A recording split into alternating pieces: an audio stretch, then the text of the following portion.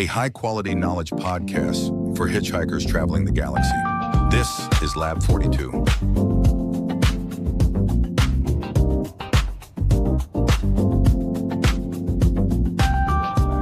Dive. You know, I was sitting in traffic this morning, and I had this kind of strange thought. Oh, yeah. We're living in the future, right? I Yeah. mean, we have AI that can write poetry. We're printing microchips at a scale you can't even see. We're literally editing genes. You really are. It feels like science has pretty much conquered everything. Almost everything. But then I looked at the people and the cars around me, and it hit me. There's this one massive, unconquered sanctuary that all our tech just can't touch. It's true. For all our brilliance, there's one thing we absolutely cannot manufacture. We can't build a factory for it, can't 3D print it. And we're talking about blood. Blood. It's really the final frontier. It's this Yeah. incredibly complex, living substance that can only be created in one place. The human bone marrow. The human bone marrow. Wow. And the only way it gets into our system is through, well, human goodwill. That is just wild when you stop and think about it. We can build self-landing rockets, but if I need a transfusion, I am completely reliant on a total stranger decided to be nice on like a Tuesday afternoon. Exactly. And that really sets the stage for what we're digging into today. We're looking at the national blood supply chain. Which, I have to say, sounds a little dry. Like it's all about logistics and spreadsheets. I know, it does. But the material we've got paints a totally different picture. It's not just trucks and boxes. It's described almost like a living, breathing organism. Yeah, that's the feeling I got. It Yeah. felt less like a business school case study and more like biology. But let's start with the big problem. Why is this so difficult? I mean, we have logistics figured out, right?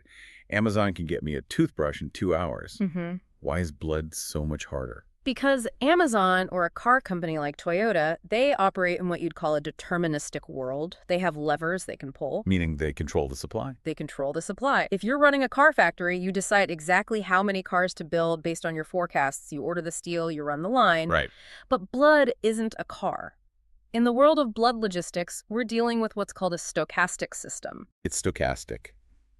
Okay, I've heard that word. It sounds complicated. What does it actually mean for, the person on the ground? It's basically a polite way of saying random chaos. It means you're dealing with what they call double uncertainty. Double uncertainty. You don't know what your supply will be, and you have no idea what your demand will be.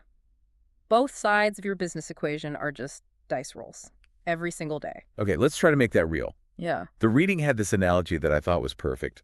The bakery. The bakery analogy is great. So imagine you open a normal bakery. You know you need to bake, say, 500 loaves of bread tomorrow. Right. So you order 50 sacks of flour. And the truck shows up Tuesday at 8 a.m. You bake the bread. Simple, predictable. Okay. Now, imagine the blood bakery. You open your doors, but you haven't ordered any flour. Because you can't. In this analogy, the flour is the donors. And you have zero control over when or even if the flour truck shows up.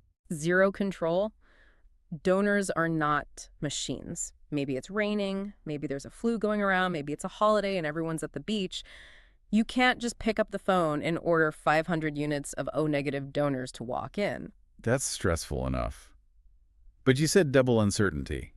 So the customer side is also a mess. It's even worse. In our blood bakery, you don't know if you'll have 0 customers all day, or if a bus with 100 starving people is about to crash through your front door in 5 minutes. And a crash is a literal crash. A literal crash, a multi-car pileup, a disaster, a major surgery gone wrong.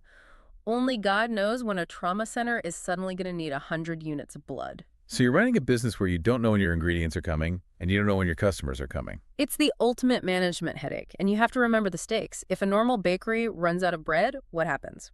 People get annoyed. Yeah, you just go to the bakery next door, you lose a sale.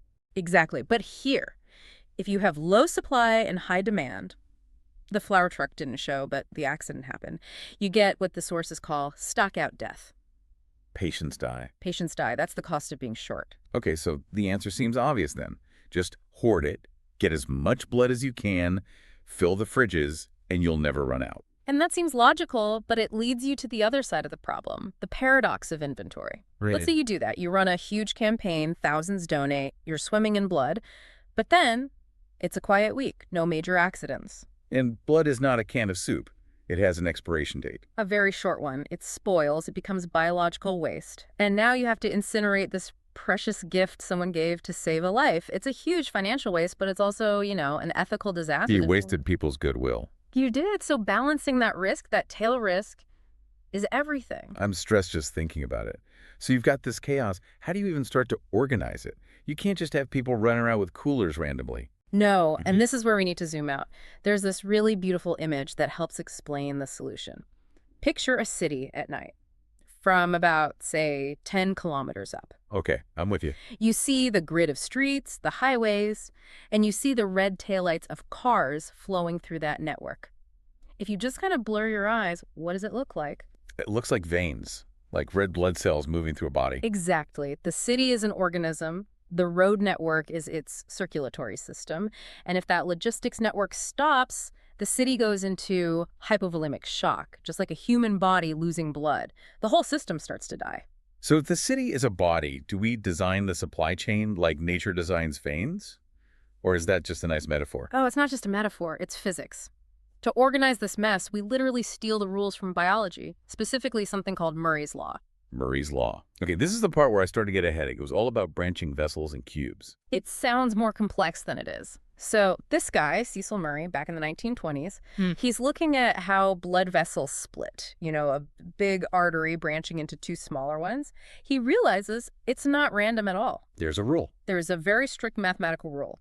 He found that if you take the radius of the big parent vessel and cube it, multiply by itself 3 times. Right. That number equals the sum of the cubes of the two smaller daughter vessels. Our own 3 equals R13 plus R23, 3. Okay, but why cubed? Why the power of 3? My brain wants it to be squared, like area. That is the million-dollar question. And the answer is energy efficiency. Nature is incredibly lazy or, efficient. There are 2 costs to moving blood. The first is the metabolic cost. Just keeping the blood alive. Just keeping the lights on. The second is the transport cost, the energy the heart has to burn to pump this thick liquid through all those pipes. And it's a trade-off. It's a trade-off. Murray found if you make the vessels too wide, the metabolic cost gets too high, too much blood to maintain. If you make them too narrow, the pumping cost goes through the roof. So there's a sweet spot. There is. And the mathematical point where the total energy used is at its absolute minimum just happens to follow that cubic relationship. Our veins are literally optimized by calculus. That is actually mind-blowing. We're not just built, we are optimized. We are. And this is where it gets really practical for our logistics managers. There's another law, Poiseuille's law, that explains why bottlenecks in our veins or on our highways are so deadly. This is the power of 4. The power of 4. Okay, so if I double the width of a road, I'm thinking I can fit twice as many cars. Right. Double the space, double the flow. And that is exactly what makes sense, and it is completely wrong. Wait, really? Really. And this is why ignoring the math is so dangerous. The resistance in a pipe is inversely proportional to the radius to the 4th power. 4th power, so. That's huge. It's massive. So if you double the width of the pipe, the flow doesn't just double. It improves by 16 times, 2 to the power of 4. 16 times, just from doubling the width. 16. But here's the scary part. Flip it around. If your artery narrows by just 10% because of some plaque, or if one lane on the highway closes, you'd think traffic just slows down by 10%. You would. But because of the power of 4, the resistance, the traffic jam spikes by nearly 50%. A tiny bottleneck creates a massive catastrophic failure in flow. Wow, okay, that explains so much about rush hour. One car on the shoulder and the whole freeway just stops. Exactly. And for blood logistics, this tells us why we can't do point-to-point delivery. We can't just send blood from a donor directly to a hospital. It's too inefficient. You need those big, wide pipes. So we use a hub-and-spoke strategy. Like the airlines use. Yes. All the donated blood goes to a massive central hub, a blood center. And that hub acts like a refinery. It takes the whole blood and separates it into components. Red blood cells, platelets, plasma. It does all the high-tech testing for HIV and hepatitis. Which would be way too expensive to do at every single small hospital. Impossible. The spokes can't afford that. But there was another big reason for centralizing, something called risk pooling. Right. This gets back to the uncertainty problem. It does. Imagine you have 4 small hospitals in a region. Okay, 4 hospitals. And to be safe, each one feels like it needs to keep, say, 10 bags of typo blood on the shelf, just in case. So in total, you have 40 bags of blood sitting around in the system. And probably expiring. Everyone's hoarding their own little stash. Exactly. But if they agree to pool their inventory in one central hub that can rush blood to whichever hospital needs it, the whole picture changes. You don't need 40 bags anymore. Because the chances of all 4 hospitals having a huge disaster on the exact same night are really low. Incredibly low. The math follows something called the square root law. You can cut the safety stock by the square root of the number of locations. So for 4 hospitals, you can cut the needed safety stock in half. You get the same level of safety with 20 bags instead of 40. You just massively cut down on that waste we were worried about. You do. You trade inventory risk for transport time. The math says centralize to survive. Okay, so we've got the map, we've got the hubs, but now we have to talk about the cargo itself. Because this is the part that genuinely shocked me. I just assumed blood was, red liquid. You put it in the fridge, it's fine. The reading calls it the time virus. It's a constant race against time. The cargo is literally dying from the moment it leaves the donor's arm. Red blood cells, they last about 35 days. That's manageable. But platelets, they are the nightmare. Yeah, let's talk about platelets. I read this 3 times to make sure I wasn't going crazy. They only last 5 days. 5 days. Max. You can't put them in the fridge. Never. If you refrigerate platelets, the cold shocks them, it triggers them. They think there's a wound to fix, and they activate right there in the bag. So they're useless by the time they get to the patient. Completely. The liver sees they're already spent and just destroys them. Where do you keep them? At room temperature. About 20 to 24 degrees Celsius. Wait, hold on. You're leaving a bag of biological fluids sitting out at room temperature for 5 days? Isn't that just asking for bacteria to grow? It absolutely is. That's one reason the shelf life is so short. But it gets even weirder. You can't just let the bag sit on a shelf. Why not? Because platelets breathe. They breathe, like with oxygen. Yes. They're aerobic. They are actively consuming oxygen inside that plastic bag and breathing out CO2 and lactic acid. That is both amazing and kind of gross. It is. If you let the bag sit still, the platelets in the middle will suffocate, they'll run out of oxygen, or the lactic acid will build up around them and they'll die from acid shock. So what do you do? You have to constantly rock them. If you go into a blood center, you'll see these special shelves, and all the bags of platelets are being gently, constantly agitated side to side. Like a cradle. Exactly. 24 hours a day, they have to keep moving just to breathe. That's such a vivid picture. All these little bags, breathing and rocking. It really hammers home that this isn't just a product. It's alive. It's alive. And the whole system is basically fighting the second law of thermodynamics. Entropy wants to break this stuff down. The logistics system is an entropy war. And the boxes they use aren't just coolers, they're fortresses. Right. Vacuum insulation, special phase change materials, and IoT smart tags that are pinging the temperature and shock levels back to a command center every single minute. So because of that short lifespan, you're back to that news vendor's dilemma. You are. Like selling newspapers. Yesterday's paper is worthless. But with blood, the cost of being short is infinite. So managers, naturally, they overstock. Better to waste it than to let someone die. So how do you fight that waste? If it dies in 5 days and you can't freeze it, you must be throwing a ton of it away. You use speed and rotation. The system is called survival redistribution. So think about your own body. If you're out in the cold, freezing, what does your body do? It pulls blood away from my fingers and toes to keep my heart and my brain warm. Exactly. It sacrifices the periphery to save the core.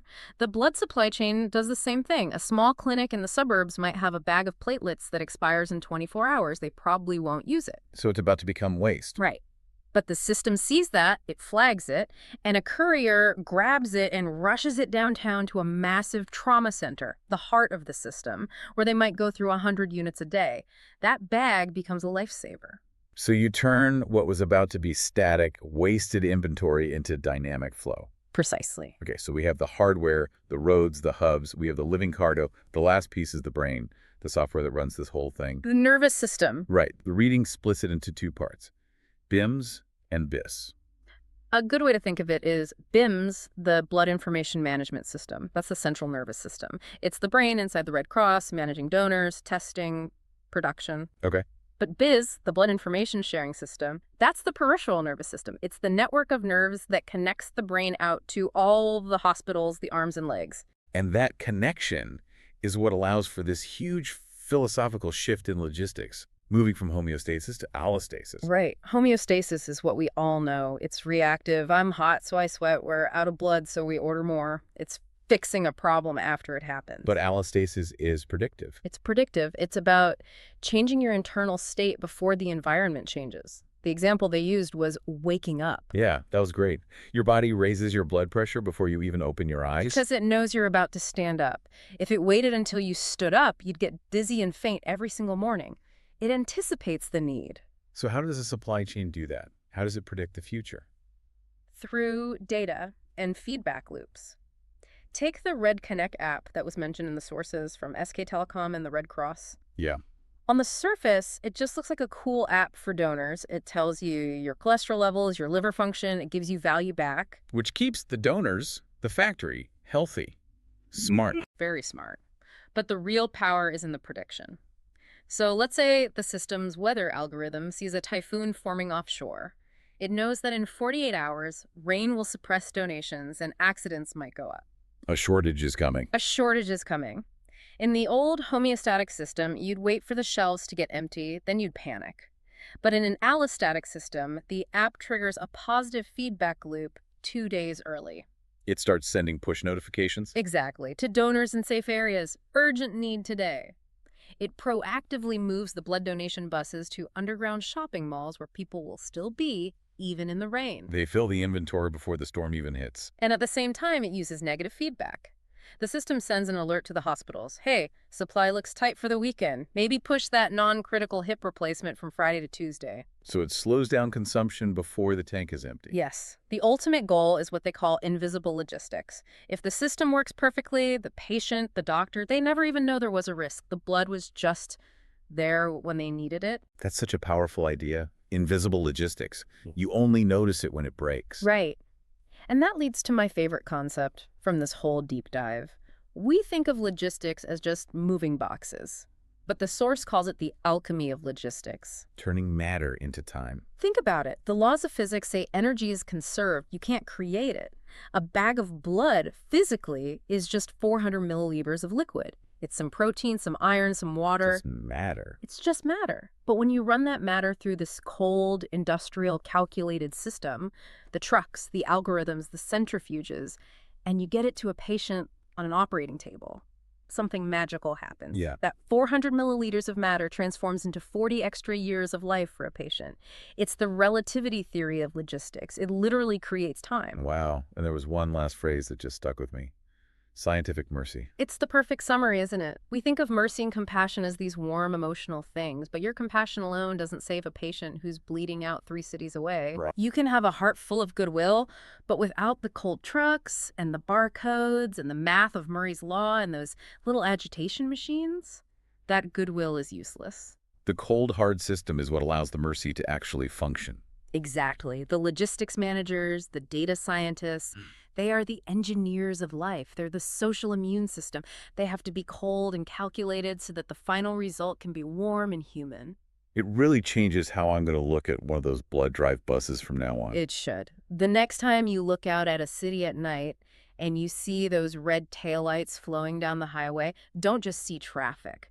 See the blood of a giant organism being kept alive by this invisible, cold, yet deeply human system of scientific mercy. Scientific mercy. I'm going to be thinking about that for a long time. Thank you so much for walking us through this. My pleasure. And thanks to all of you for listening. We'll see you in the next deep dive. Stay curious. That's all for today's episode of Lab 42. If you enjoyed this story of impossible engineering, leave us a review. Safe travels, hitchhikers. See you in the next galaxy.